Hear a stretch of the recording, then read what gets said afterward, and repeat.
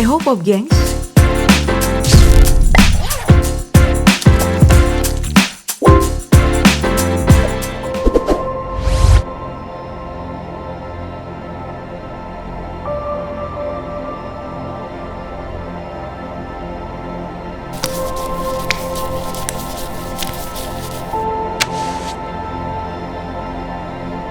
Pertengahan Agustus 2021, Indonesia dihebohkan oleh sejumlah coretan di tembok kota. Seperti sedang saling sambung menyambung kalimat hingga terdengar seperti keluhan. Pak Jokowi dan Tuhan, aku lapar, di negara yang sakit.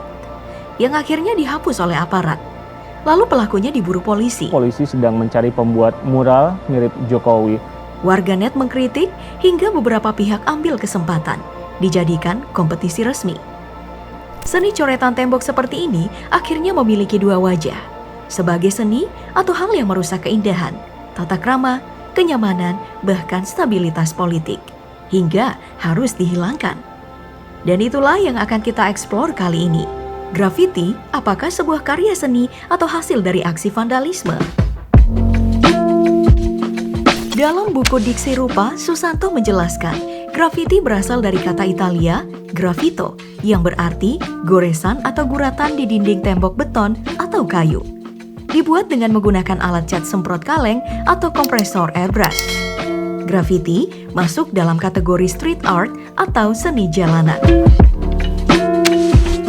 Jauh sebelum cat semprot kaleng eksis, guratan yang kusebutkan tadi sudah tercoret sejak lama dan menjadi salah satu jejak yang paling jelas dalam melihat peradaban manusia sejak zaman prasejarah.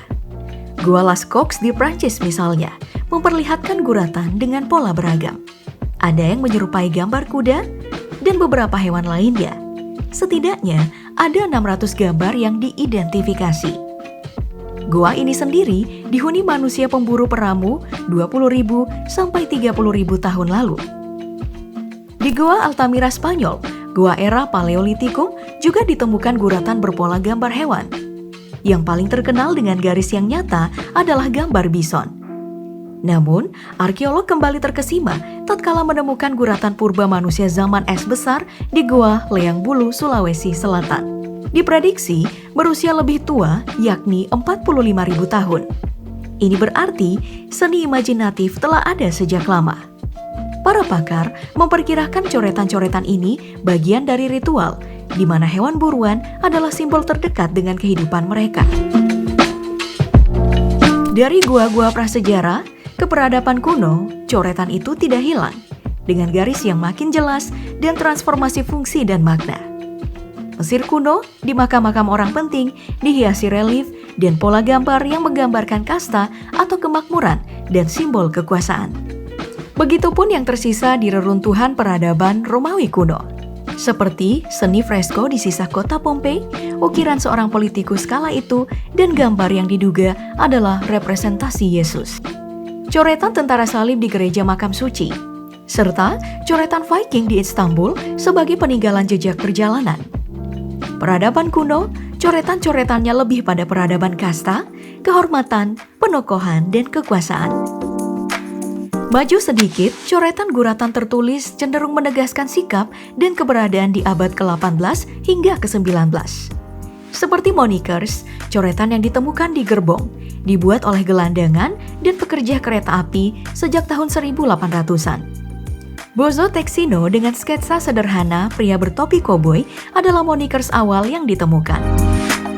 Tahun 1888, pemerintah dan pihak keamanan mulai mendapat petunjuk atas kasus pembunuhan berantai yang dikenal sebagai Jack the Ripper. Lewat coretan di tembok Goulston Street, London yang berbunyi, "The Jews are the men that will not be blamed for nothing." Meski telah dihapus, salinannya tetap abadi bahkan menjadi legend. Kasus pembunuhan berantai ini masih terus diperdebatkan selama bertahun-tahun. Maju lagi sedikit, abad ke-19. Sedikit khas dengan nuansa perang. Seperti coretan misterius, Kilroy was here. Muncul selama Perang Dunia yang kemudian ditiru pasukan Amerika setelah kecamuk perang selesai. Ada juga coretan-coretan tentang Soviet di reruntuhan tembok Berlin. Kalau di Indonesia, Merdeka atau Mati adalah coretan legend yang mewarnai masa-masa perjuangan nasionalisme Indonesia. Di Prancis, tahun 1960-an, pemberontakan pelajar dan perlawanan budaya meledak. Tembok-tembok Paris pun dipenuhi coretan kalimat-kalimat agitasi yang romantis, seperti "Run comrade, the old world is behind you," atau "Realitaslah, tuntutlah yang tak mungkin." Serangan visual yang dilemparkan para pembangkang di Paris 60-an, bahkan mempengaruhi banyak narasi perlawanan serupa di seluruh dunia, dan terus terngiang-ngiang hingga saat ini. Di era modern, grafiti menemukan wajah terkininya. Dokumentasi gerakan grafiti New York yang dibuat oleh Cyberbands memperlihatkan nama-nama pioner grafiti modern. Bahwa grafiti modern awalnya muncul di Philadelphia akhir tahun 1960-an dengan memunculkan nama Cornbread yang menarik perhatian warga dan jurnalis lokal. Lalu tahun 1971, New York Times menerbitkan artikel dengan menyebutkan sebuah nama, Taki 183, yang tercoret di stasiun dan di dalam gerbong kereta bawah tanah, di dinding sepanjang Broadway, di Bandara Internasional Kennedy di New Jersey, Connecticut, bagian utara New York, dan tempat-tempat lainnya. Taki adalah inisial dan 183 adalah nomor jalan tempatnya tinggal. Tulisan serupa lantas bermunculan seperti jamur di musim penghujan, dari Brooklyn hingga Chicago, yang kemudian berkembang menjadi sebuah kompetisi jalanan. Siapa yang paling banyak menuliskan namanya dan siapa yang menguasai wilayah tertentu. Grafiti sebagai perang antar geng mulai menggeliat di sepanjang gerbong kereta dan pemukiman. Tulisan nama pribadi atau geng seperti itu lambat laun memiliki istilahnya sendiri, yakni tagging, dan pencoretnya disebut sebagai bomber. Kanvasnya adalah media apapun yang bisa dijangkau di sepanjang kawasan milik bomber. Dan karena semakin banyak, tiap geng akhirnya menciptakan tagging dengan ciri khas masing-masing. Pada akhirnya, melahirkan gaya font graffiti. Yang paling awal dan menjadi dasar dari gaya font graffiti modern adalah gaya Broadway, dikembangkan oleh Top Cat 126 Philadelphia. Dan gaya bubble dikembangkan oleh Pace 2. Hingga kolaborasi dari keduanya dimunculkan oleh Reef 170. Grafiti akhirnya memiliki dua muara untuk menandai wilayah geng dan perang gaya antar kru. Coretan pun makin banyak, makin bergaya, menyeruak dari gerbong-gerbong kereta api, menembus ke jalan-jalan protokol. Periode awal kreativitas ini menarik perhatian Hugo Martinez, sosiolog dari City College di New York, yang kemudian mendirikan United Graffiti Artists, berisi nama-nama grafiti artis papan atas dari seluruh wilayah, dan membuat eksibisi secara formal dan rapi di galeri seninya. Yang kemudian hari memunculkan perdebatan, lahir dari jalanan tidak seharusnya berakhir di galeri seni. Namun, mau tak mau, perkembangan mendorongnya masuk ke dalam ruang-ruang ber-AC, dipenuhi sesak penikmat seni rupa yang mungkin tidak paham akan perang antar kru yang dimulai dari gerbong kereta, yang tidak sedikit memakan korban saat harus bersinggungan secara fisik. Hingga akhirnya kolaborasi metode memunculkan fungsi yang baru, menggabungkan grafiti dengan gaya stensil. Seperti yang dilakukan Banksy dan pendahulunya, Black Lerat. Metode stensil menggunakan mol atau cetakan yang terbuat dari kertas dan sejenisnya, yang akan disemprotkan pada media gambar. Metode ini sangat efisien memanfaatkan waktu yang singkat. Teknik ini juga bukan baru-baru amat. Para seniman pejuang 45 sudah memakainya. Selain bisa dikerjakan secara cepat, hasilnya juga pas seperti yang dimau. Daripada gaya mural yang menggunakan cat, kapur atau krayon dengan teknik melukis. Karena butuh waktu, tenaga, peralatan yang lebih banyak, dan skill yang lebih rumit. Seringkali, pelaku mural modern yang lebih memilih untuk melakukannya secara legal di kompetisi-kompetisi resmi atau saat dibayar oleh pihak kedua. Tapi, ada juga yang menggunakannya sebagai media penyampai pesan. Sekarang, mari kita memahami apa itu vandalisme. Dari maknanya, lalu melihat aksi-aksi yang dilahirkan. Dalam Kamus Besar Bahasa Indonesia, Vandalisme berarti perbuatan merusak dan menghancurkan hasil karya seni dan barang berharga lainnya, atau keindahan alam dan sebagainya, atau perusakan dan penghancuran secara kasar dan ganas. Istilah yang merujuk pada tindakan bangsa Vandal di Jerman yang menyerang kekaisaran Romawi kuno pada abad ke-5. Mereka merusak kota Roma secara membabi buta, termasuk menghancurkan bangunan ikonik, lebih banyak patung dan karya seni lainnya. Hingga akhirnya, vandalisme menjadi istilah generik untuk pengrusakan properti publik dan pribadi yang berkaitan dengan intimidasi, rasisme, dan kebencian.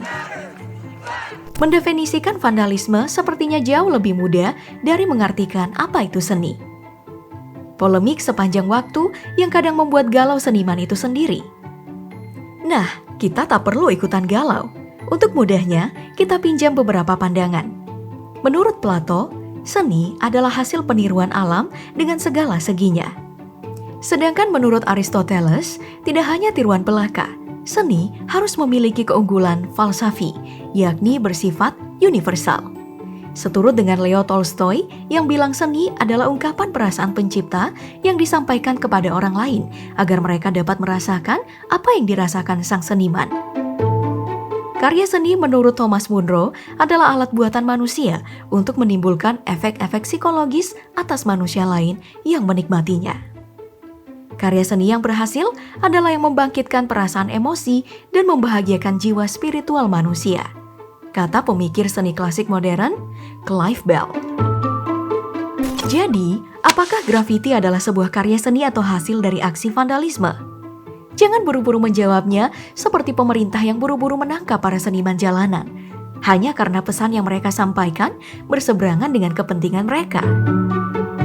Grafiti telah melintas sepanjang sejarah, dari gua-gua prasejarah, terurat ke makam-makam peradaban kuno, Perang Dunia Kedua, di tembok-tembok perlawanan kaum muda Paris, menjadi senjata dalam perang kemerdekaan, merangsek masuk ke gerbong-gerbong kereta api dan menyebar hingga ke tembok-tembok dekat rumahmu. Perjalanannya panjang, merekam eksistensi sejarah umat manusia dan dinamikanya. Menjadi simbol sosial hingga politik, memperlihatkan marah, sedih, bahagia, perjuangan, arogansi, spiritualitas, kekalahan, dan kemenangan. Jika ingin cepat-cepat menjawab, sesuai definisi para pakar, grafiti tentu adalah bentuk karya seni, karena coretan tidak menghancurkan atau merusak struktur sebuah dinding. Dan apabila kerusakan dan keindahan yang dijadikan pangkal, maka biar fair, tindakan seperti ini juga harus dianggap vandalisme. Bukankah hal tersebut penghancuran yang kasar dan ganas?